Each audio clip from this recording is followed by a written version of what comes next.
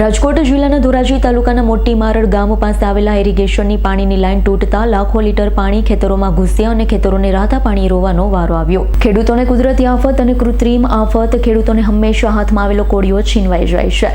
કમોસમી વરસાદ હોય કે પછી માવઠું હોય, ખેડૂતોને દર વર્ષે હાથમાં આવેલ કોળિયો છીનવાઈ જાય છે।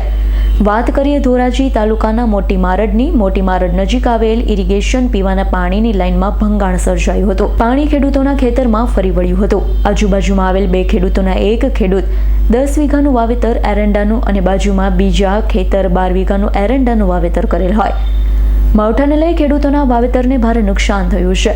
બચેલો પાક વ્યવસ્થિત રહે તે માટે ખેડૂતોએ એરંડાના પાકમાં ખાતરનો છંટકાવ કરવામાં આવ્યો।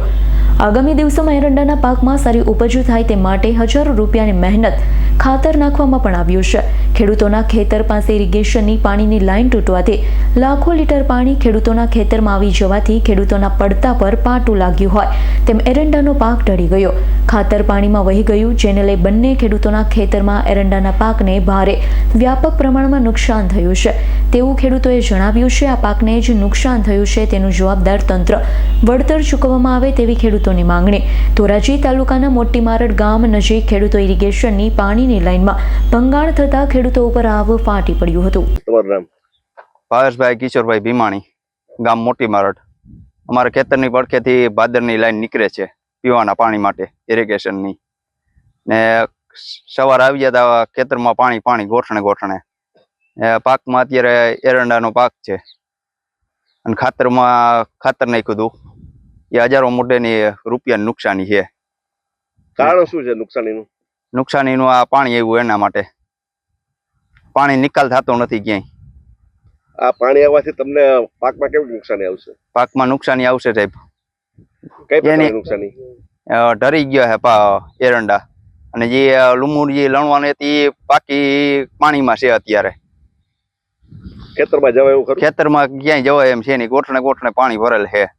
જ્યાં લગન પાણી નહીં નીકળે ત્યાં લગન કઈ, અને એરડા ઉભા હાવ હુઈ ગયા છે અત્યારે। શું તમારી માંગણી? આનું પાકનું વળતર ને સાહેબ।